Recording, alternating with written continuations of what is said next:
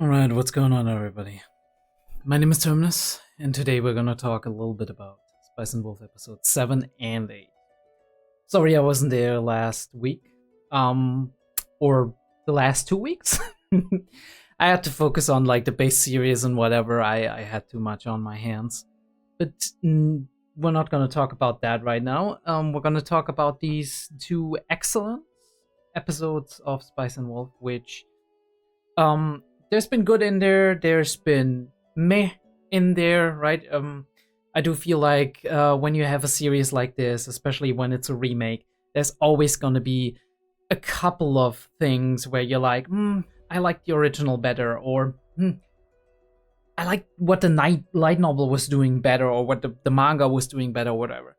But I think I'm still very much enjoying my time with these episodes, and the ones of you that are on Patreon who actually can see my reactions will see that I'm having a great time watching these, despite knowing generally roughly what happens, right? I know the major story beats, but it's been a long time since I've seen it, and it's also been at the very least 1.5 years since I read Spice and Wolf for the last time, and that was like one of the very late light novels, so I don't quite remember as much.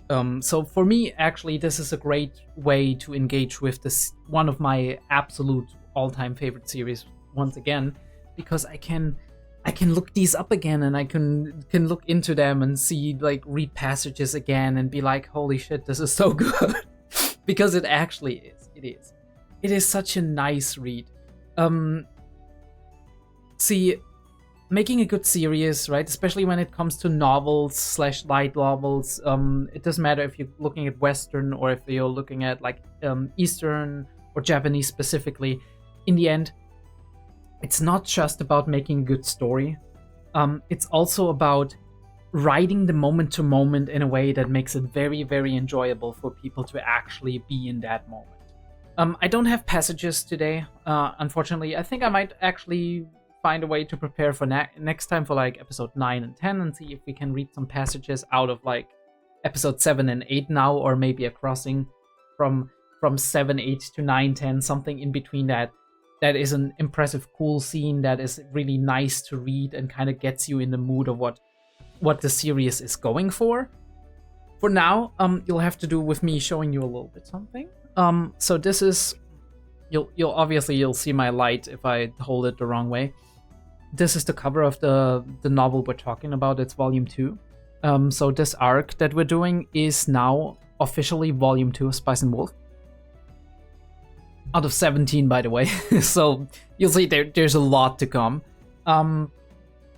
And we do have some passages that I can already show you. Not all of them, because some of them are having some spoilers for what's gonna come next. But I'm gonna show you this first color page that we have here, which is the official light novel page, where we do have the meeting of Lawrence and Nora, who is gonna be in episode, I do believe she's already gonna be in episode 7. I have to look that up again, but yeah. Oh yeah, she's at the end of episode 7, exactly. And at episode 8 we actually get to know her, a shepherd, Nora Arendt, is it? Yeah, Arendt, shepherdess, who is in the employ of the church. Some trouble with that. At least that's the connotations we're getting on the down low, right? Because she's looking for money to actually do fulfill her dream of becoming a tailor. And she's saying she doesn't have a good area because there's a lot of wolves around. All the other shepherds already have the better areas, and she's in the employ of the church, which on the one hand gives you stable income, right? You do have this thing that we these days have too, right? We have the same problems, well, not the same problems, but we have similar problems as well, right? You do have jobs that have a stable income where your job is relatively secure, and you know you're going to be doing it for however long you want to do it. The question is, do you want to do it for however long you want to do it? The question is, how much do you get paid, right? Are you barely scraping by, or are you actually earning something where you're like, okay, I can live pretty well from that, right? Or I can fulfill whatever dreams or goals I do have. And that's what you're always going to ask yourself. And then there's side jobs, right? Will the church like that she's doing side jobs, right? Will the church like her reputation? We don't know. We don't know. Maybe they see it as like, oh yeah, she's like, right? She's under the church, and of course she's gonna be good with wolves and whatever, and warding off dangers, and they're gonna market her. Or they're gonna go in the other direction where they're like, oh no, there might be some devilish stuff going on, right? Because maybe she's providing a service that the church doesn't want people to have necessarily, because otherwise people that they're connected to don't have that, so aren't able to provide that service just as well, and then they make less money. We kind of gotten to know that Rouvenhagen is kind of one of those towns, right, where people are corrupt, right, especially in the church and the upper ranks. So let's actually get the thing on the screen. Sheep. The theme of the episode, sheep, and wolves around them, right? Sheep and wolves. And we do have Nora, interestingly enough, funnily enough, we talk about it a little bit later, who is a little bit sheepish, right? Also in her behavior, who is a shepherd, taking care of sheep, who has a dog as a companion. And on the other hand, we do have Lawrence with Holo as a companion, who is a wolf, would like to, right, finds sheep very delicious, but the shepherds are a sore spot for her, obviously, because they are the protectors of the sheep, the protectors of your food source, kind of. And clever dogs and clever shepherds are hard to deal with, even for wolves. And then there we see her. That's kind of our teaser that we get of her. I really do like that. We are teasing this in the beginning, but we're going to something else, right? The wolves are going their ways. They're like, there's easier prey out there. If the sheep, the shepherd's horn. And then we go, for a long time, we go into Holo and Lawrence territory, which is fine, right? We do have the traveling shenanigans, which is also a part of what makes a series so great, right? The dialogue, the back and forth, the banter. We don't have anything substantial happening here. It's almost like a slice of life, right? We're just traveling and we're talking about how many apples she had and how she's hungry again, and right? She's playing with her appeal to him, which is, well, yeah.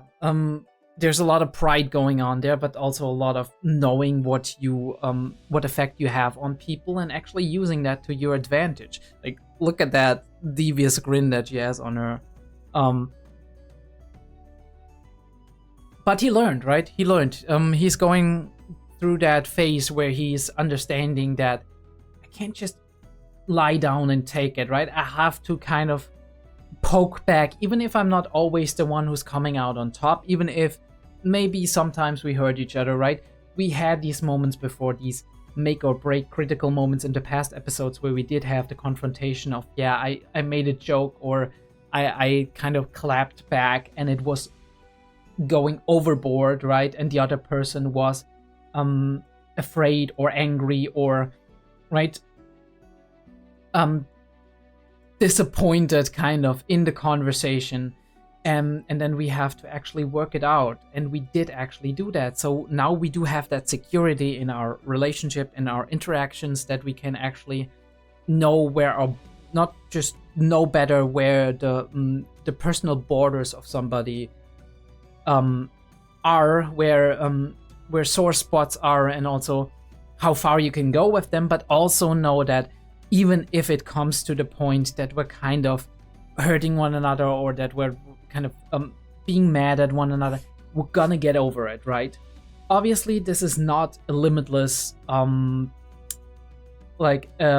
limitless buffer, let's say, because this feeling that you have, this relationship, this rapport you build up, it exists, but it has its limits. And you can't go past these limits, otherwise you're gonna get into that range again, and we'll see that later on, where we're going into the insecure, where it's like, oh, might I have said something so severe, or might I have done something so severe, or might I have said something, right, that I didn't mean to, that maybe later down the line might be a problem between us. But she's playing like that's a problem. Holo is playing with that a lot. And she's oftentimes she is the one testing the limits. Sometimes he's doing he's crossing the limits too, but he's doing so unintentionally often enough. But for her, it's often she knows she's just treading on that edge, and she just pokes across it, because this is how she can get that upper hand in the conversation and end the argument and get whatever she wants to get and come out on top. She knows that, right? And she knows she can push her luck with him because he kind of likes her, right? I mean, she likes him too, but that's a different thing. And yeah, she's very prideful as well, right? And that pride plays into that. Obviously, Lawrence has his pride as well, but his pride is more on the merchant side. And merchants, as we have seen in the show and as we've also read in the novel earlier, merchants are very versed in getting exactly or interacting exactly the way they need to in order to stay in people's good graces, make good relationships and all of that. And his sensitivity for that is sometimes kind of putting him in a position where he's too much of a pleaser, a people pleaser. Well, people pleaser not in general, because he's very shrewd with other people, but a people pleaser or a wolf pleaser when it comes to Holo here. And she knows how to use that. We have these beautiful shots. I do love the landscape still. It's very simple in its drawing, but we have layered landscapes and like I said, nice interactions back and forth. We still have that element of hiding who we are, but it's kind of in the background at the moment, right? It's not something, because we played on that already and it was a major point of contention in the last arc. So we're probably pulling it back into the background. Maybe it will come up at one point in time. I'm always so impressed for like how realistic people can actually draw these medieval cityscapes, right? The little archways, and especially like coming from a country where a lot of these towns that used to be like fortresses and whatever, and used to be like a lot of different buildings and structures from these times, and they are pretty much, they've been upkept more or less in order to kind of keep history alive. It's very cool to see that, because you do realize how accurate they are in displaying these things. I mean, obviously you see that in pictures, you see that in drawings and whatever, and you can reference that from that. But I do feel like a lot of these shots, especially that are taken here, are often inspired and taken reference from actual towns that still upkept most of the architecture from these times. And here we do talk about Reuvenhagen and how the very bishops that are and priests that follow those teachings of like frugality and whatnot are the most likely to fatten their pockets, right? To be corrupted. Reuvenhagen originally coming from a person, and now we find out that she actually knew that person, which is a really cool thing to know, right? Because we do have a person here who has lived hundreds of years and can actually tell us things that normally are just in the history books, or that you just get to know through passed down knowledge. These shots are so beautiful, like especially the way they draw her. It's very well done with the tail and whatnot. Funny story about the biting the R's, and we do have, I do like the somewhat frequent outfit changes. Look how, right, that's the thing too. We do have a very, very good display of all of the outward characteristics of somebody who is proud, right? The chest out and whatnot. There's a lot of a lot of self-confidence from that. She's a little bit bored, and we're just continuing our banter. I don't want to bore you with like that banter, but her being after like the canned peaches and whatnot, and not the canned peaches, the honeyed peaches, which honestly sounds pretty fucking damn fine. There's so many great shots coming from this. We do have the shrewd merchant side, right? We get to, like I said, we get to know that more and more. Again, love how it's just being built in, but the light novel does it the same, right? If I had to compare, this anime or both animes in general to the light novel, I think the only thing that I'm really missing is this moment-to-moment writing that is not dialogue, because the dialogue is being brought over very well, thanks to the fantastic pacing of the episode and the way everything is directed. And we have a lot of interesting and creative shots here as well. I said that before, right? We do have when you have the big scene of like this Dutch tilted angle, not exactly Dutch, but tilted angle, and then we look at it from up above, stuff that makes the viewer interested and keeps them occupied. And she's acting so fucking devious. But this is what we love her for, right? Because she's very clever. And she knows how to use these tricks that she learns, and she learns them really quickly, right? These little codes of human interaction that we see later on as well, with like the shepherd's greeting and whatnot, that Lawrence is already familiar with, and he can utilize them. But she is really, as soon as she, I don't know, how do you say that? As soon as she takes a bite, right? As soon as she licks some blood, she's gonna be going in for that ravenous feasting. And yeah, it's really great to see like this social version of that, because obviously, metaphorically, she is a wolf.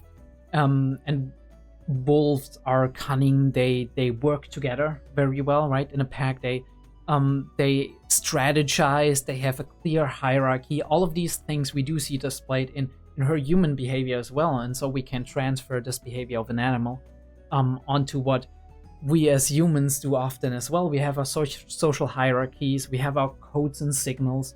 We do strategize against one another, right? We have the merchants association later on that we have, right? We band together in packs in order to be stronger, because the single individual can't do as much, right? And that way, even the weakest link is going to be provided for to a degree. I do like this transference that we have here.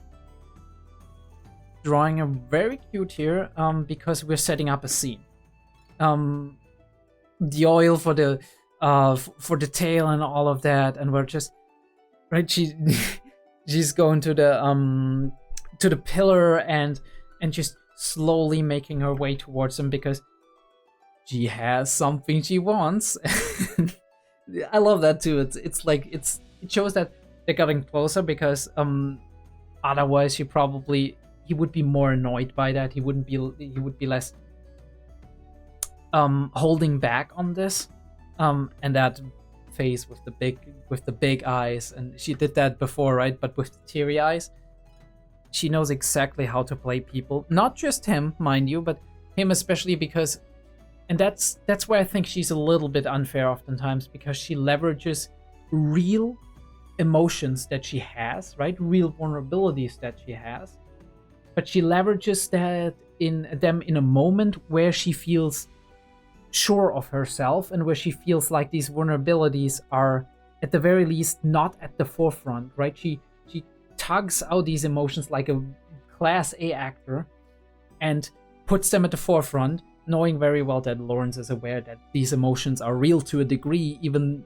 if he knows she's trying to kind of get under his skin, and leverages them against him in order to get what she wants. And that she always gets what she wants, right? Again, we do have that's something else that you use, right, as a technique to convince somebody to that physical closeness, the touch, the contact. And it's not just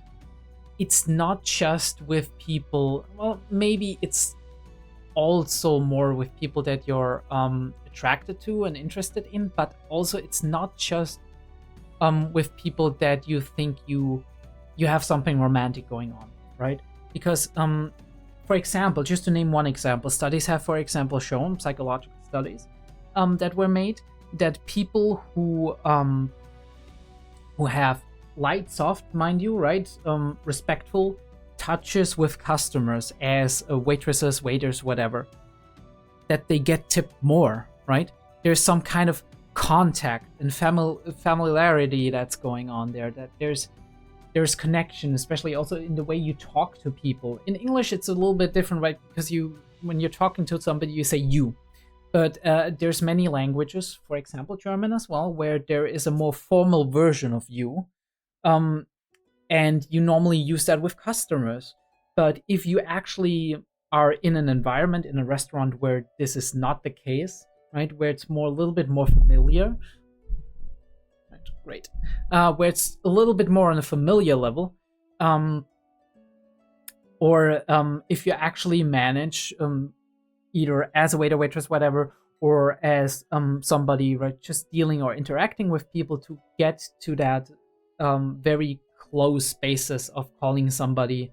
I guess the Japanese equivalent would be calling somebody by their first name, or maybe without their honorific. Maybe not first name. First name is something really special, but without their honorific, or with like more endearing honorifics, then maybe without their honorifics would be more impolite. I don't know exactly. You guys got to tell me that. But either way, it's like that in between, right, where you're already familiar with something, then you easily easily get what you want oftentimes, because it creates this connection immediately. What you use here is an already established connection, an already established relationship, an already established attraction, mutual attraction even. And that is the great thing about it. Although we don't see it as much from her, we don't know if what she's doing is absolutely genuine, or if what she's saying is just, yeah, you're kind of attractive, you're kind of nice and whatever, but there's nothing, right? There's a lot of calculatedness from her side, at the very least on the surface.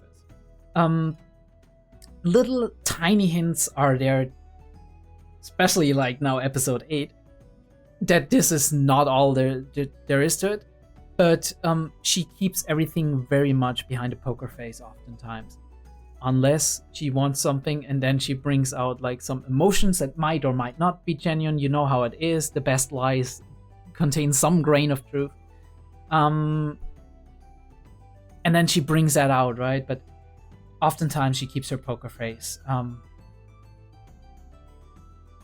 And she's turning it around on him, right?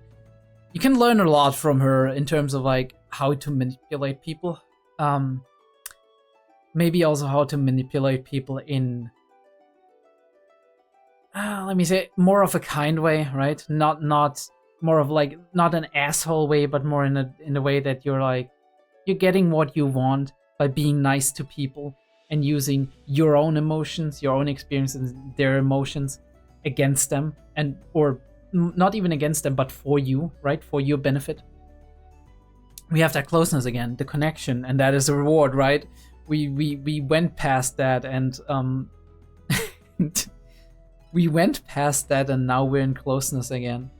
And you do see that for a short period, she's only focusing on that emotional topic that she has, right? She's bringing, in therapy and in psychology, we often talk about the different levels that a conversation exists on, right? The factual level, right? The semantics level. We do have the relationship level, right? The emotional level. All of these kind of I think there's 4. I forget one of them. Right? But the main point is she's using different levels here. She changes the level because she doesn't immediately get what she wants. So she changes the level to an emotional relationship level, right? Oh, right. A relationship is like that? We're like that? Shit. Right, okay, I guess. Right, I'm still sad about this, and I'm lonely, and I want to go, right? I do have my dream going back to where I came from, and all of that jazz. And once he opens up emotionally, right? Once he's on that level, she drags it back to the level of what she wanted before, right? You're gonna buy that for me, right? And he's a sucker. He's gonna do it. But who can blame him, really? Like, this is masterclass. We talk about the armor a little bit, but so far it's just a little bit talk. I don't know in how far the armor is gonna play into the plot point. I know it played into the plot point somehow, but I don't know if it's gonna take a backseat role or if it's gonna be one of the main things.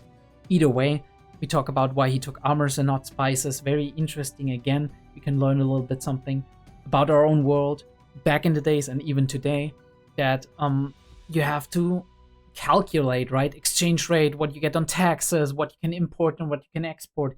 Being a merchant ain't easy. You gotta plan this out. And even if you think like spices would be right, would be more expensive, right? Get you more money or whatever. The problem here is if the differences in the money paid isn't all that high when you go from region to region, you have to calculate, what do I expend in the meantime, right? It's, you have a business and you have a certain amount of income, and then you have to look, if I have all of my business expenses, do I actually make a profit with what I am selling? Be that in the space of selling actual goods, right? If you look at supermarkets or producers or whatever, or you look at the giant sector of services that are being provided, right? Everything from Uber taxi services all the way down to plumbing and whatnot, right? You have to see what am I paying, right? My travel costs, my eating costs, my taxes, my imports, whatever. Can I actually live from that, right? Can I make money from that? Can I maybe save something up for that big goal that I'm having? And here we have the corruption, only merchants with connections to the church. And we meet some peddlers here that are stuck because there's a lot of wolves on the road ahead, and the other road has mercenaries. So we do see a little bit more world building, right? What trouble is brewing in the world? On the one hand, we do have the mercenaries that are making trouble, right? Because they fight for anyone who pays them, or maybe they're even turning to bandits when they don't get actual work. And then we have the wolves, which are wild animals and beasts that can't be reasoned with. So pick your poison kind of deal. And Nora, as we find out later, her name is Nora, obviously, but Nora seems to be rumored to be a shepherd who can kind of summon almost wolves. So I'm like, right? How very interesting how the rumor mill works, because she's saying she can actually ward them off. And other people are saying like that's kind of a low-key witch that summons them. Maybe because this is her area, right? The area she takes care of as a shepherd. And there are so many wolves and she never gets hurt by them. So they're like, how does that happen? Well, maybe she goes there and summons them so nobody else is actually going to go through there. And now she can take all of that for herself, right? A lot of jealousy that's playing into that as well. A lot of just not understanding. A lot of, right, biases, perceptual biases when you seek out information that is confirming what you already believe, or maybe you find a way that you can actually put the misfortune that you're having onto somebody or something that's external, so you don't have to internalize it and feel like you failed and you are a failure by doing something like that, or by not having done what you've done, or missing your chance, or your business not going as well as it should be.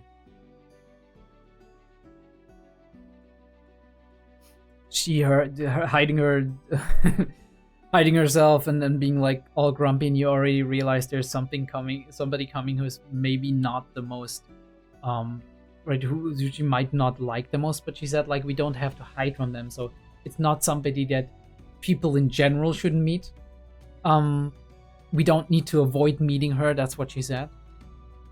And here we do have that little saying and a really beautifully animated scene, because we do have these leaves, all of these elements, these little elements that are added to the foreground and the background, I always like that as well when it comes to like background pictures and whatever.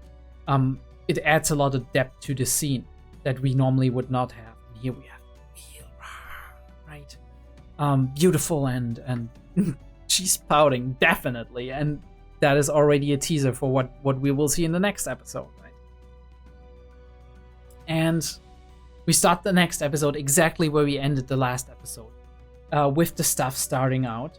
We see a sign being drawn and almost a ritualistic kind of customary prayer being made for travelers. I'm sure that has been explained in the light novel itself, that what it is for, and how it's generally done. I assume that maybe travelers, especially merchants, but also travelers in general, do meet shepherds and they're like, please, you're working for the church, right? Can you give us a blessing? And shepherds have a big history, like I said, in the Bible, in a lot of religious texts, where it's about, right, the metaphor of the religious leader leading their sheep to a better future, protecting them, and there's a lot of parallels going on there. So I very well imagine that this originated from that. We do have that playfulness in the animation that is absolutely great. The little kick of the foot here. Maybe even part of the custom, I don't know, but maybe it's also just a little idiosyncrasy of Nora herself, right? It's something that she uniquely does. And we have Holo standing by and being like all disinterested and peeved about it. Going into the intro afterwards. We're not gonna do too much of like a recap. I do think she's very beautifully drawn. But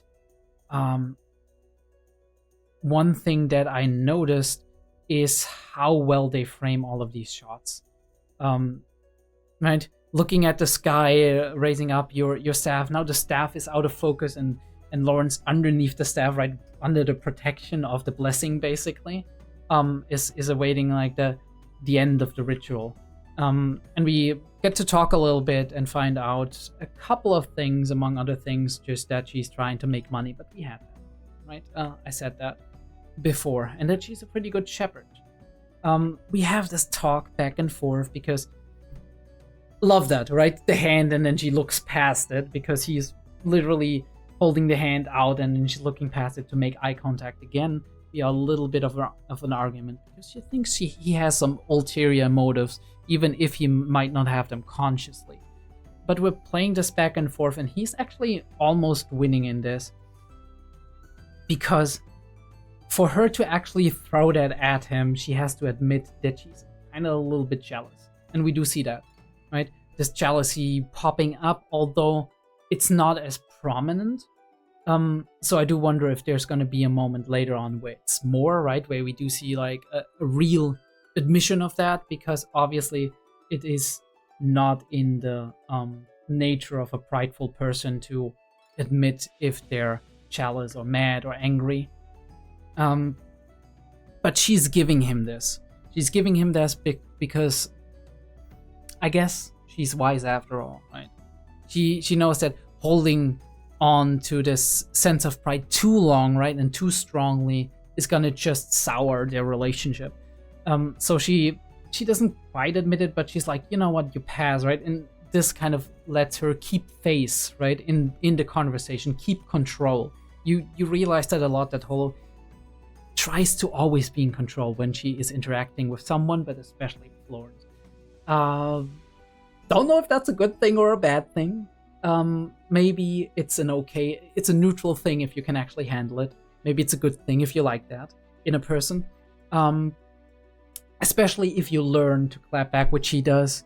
He learns that. He learns that to deal with it, to handle it, like with every social situation. As you understand the person opposite of you more, you learn to understand how they work, and you also learn to understand a little bit of what's going on inside of them. And if you realize their vulnerabilities, their worries, their all of the little things that makes them them, right? And makes their relationship with other people what they are. Then you have the pleasure of picking and choosing when you are actually want to expose them in order to gain the upper hand, or when you actually want to not do that because you do appreciate the current level of the relationship that you have. It's always kind of a little bit of a power play, right? We do have this constant back and forth of who is leading the conversation, who is actually getting what they want. It's a constant, almost like a constant friendly ruffle, a tumble, like kids in the schoolyard playing. Not really serious, half serious, right? We do have elements of seriousness in there, elements of truth, and we do have elements of playfulness in there, and elements of fight, right? But we're never letting it escalate, we're never letting it boil over.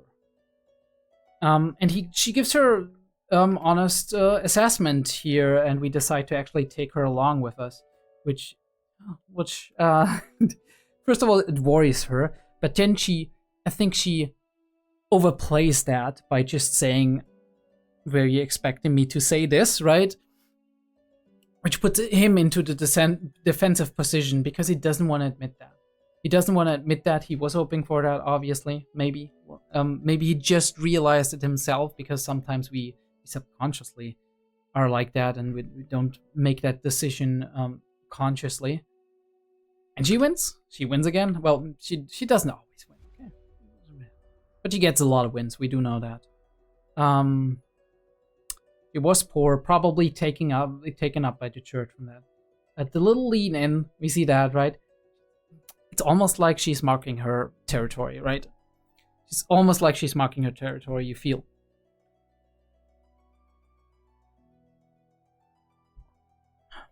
Which would be in line with like the behavior, right? Of like wolves. I mean, maybe not wolves specifically, but it's a very animalistic thing. But it's also, I mean, humans are animals, so humans do the same. They just do it differently and convoluted and with all kinds of tips and tricks. But we have a little heart-to-heart here. A little bit something about employment and dreams and whatnot. And I think Lawrence is kicking off something here that the church will not like, because it's like you're coming to an employee who is not really happy with their work, and you're talking about I don't know, you're talking about unions, you're talking about workers' rights and whatnot, and they go out of that conversation being like, you know what, I actually got skills, right? I could go somewhere else if they don't treat me right? And there's this little idea, this little spark coming in. And then they talk to other people and convince them of that, maybe, right?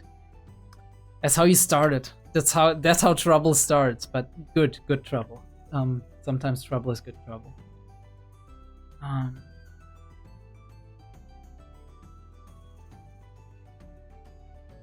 And a favor for a favor, right? What is a favor for a favor? It's not really, because he's already doing her a favor by taking her like protection up, because they don't need it technically because of the law. He's almost taking on a burden even by taking her with him, and I would like to believe that he's just doing it out of the goodness of his heart, because he thinks, yeah, it's nice to do something for a nice person. But you can't deny that there's probably the factor playing in that she's pretty, and that her behavior is also kind of a little bit the opposite of Holo's, right? Holo's very, she has a temper, she's very controlling, she's very in control, let's say it like that. She's very devious and manipulative and whatnot. Not in a bad way necessarily, but in a very, you gotta be careful kind of way. She's all the opposite of that. She's naive, right? She is mostly innocent. That's the impression she makes. She is meek in her, like, the way she expresses herself. All the opposites. It's very interesting, and might kind of trigger Holo with that.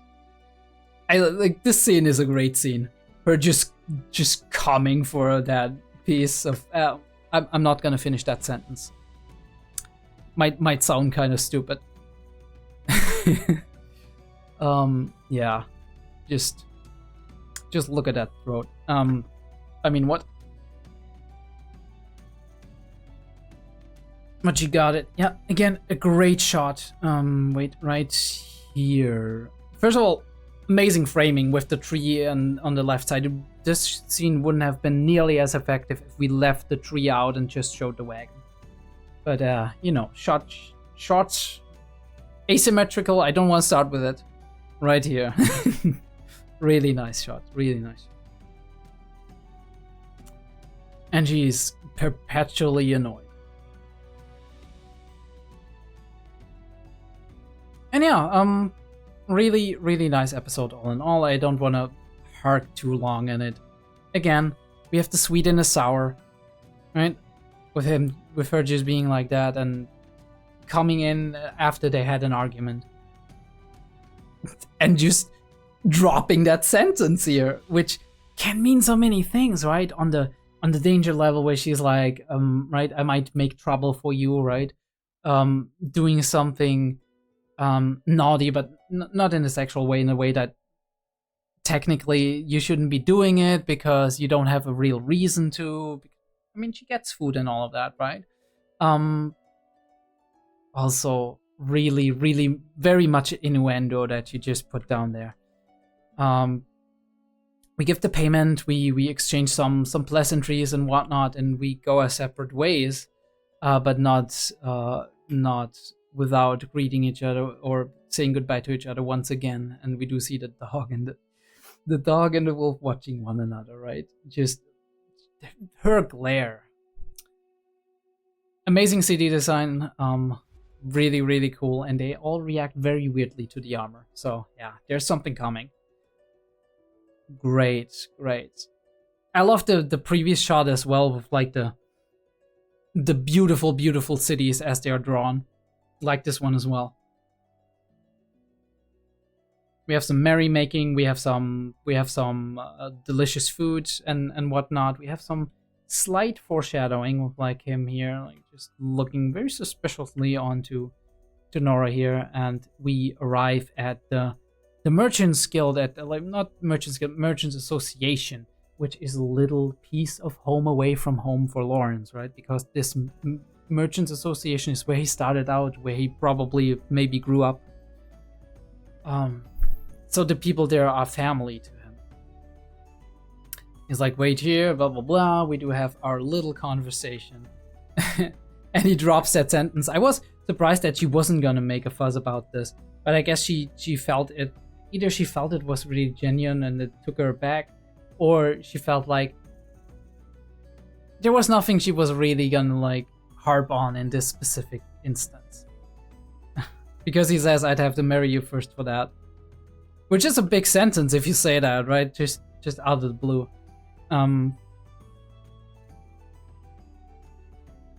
Yeah, she's surprised by that.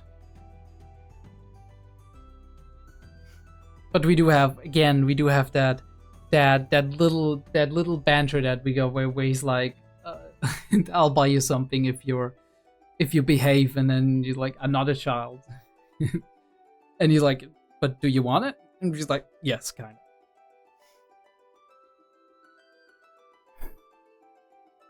All right. Yeah, and we have a message for Lawrence, apparently. We don't know what it is. Well, you don't know what it is. I have a vague remembrance of what it is. It is rubble. I can tell you that much, but you know that much as well, right? Just from the way the shot was taken, from the way we zoomed out on that and left it hanging as a stinger at the end of the episode, and the way we just showed that last little frame of like Holo through the glass window, which is very interesting because we saw her through the glass window for the first time, not directly but indirectly, like her shape and whatnot, through the glass window when she was starting to tell the story in episode. I love these, like these are very beautiful, these round weird lens type glass windows. They're really cool. But yeah, that was two episodes, two very enjoyable episodes, but also obviously two episodes that were building up momentum very much. We start to introduce new concepts, new characters. We start to kind of trickle in little things that will bloom later on. And I think that's also an art form, right? To be able to actually do that, to bring that in and find a proper way to do something like this, to bring in all of these little plot elements. It's not just one or two problems that were being put being put ahead of us or in front of us, and then we have to solve the problems and rinse repeat. We actually have all of these little elements, and we don't know which one of them is going to be playing a major role down the line in the next episode, and which one is just going to be like a side thing that is kind of neat or cute or nice to actually look at, or interesting to learn about. Yeah, I didn't talk a lot about how the... So, I mean, I talked a little bit about how I liked it. I like it very much, still like it very much. Might have to actually, when I ever find the time, to go back to the old anime and just skim through it to see how various scenes were being represented. We might do a comparison at some point in time, maybe halfway through the season. The cool thing about this is, though, in all honesty, probably gonna get busy again. And I'm probably gonna not be able to make it. And I have other priorities. I already wanted to do like some Made in Abyss and Faerun stuff that I still haven't done. At some point I want to make those. And this has priority before Spice and Wolf, because I don't want to keep building up a backlog of things I want to do, or I said or promised or wanted to do and never end up doing them.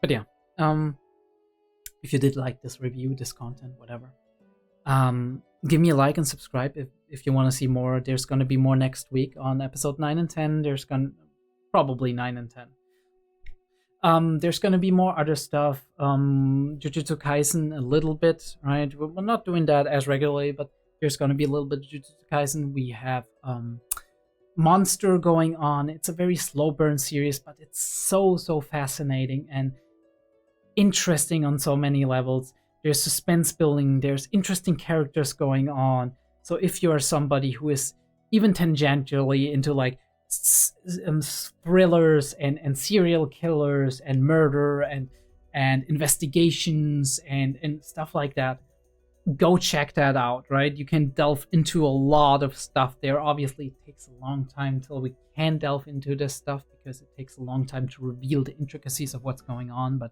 it's really cool.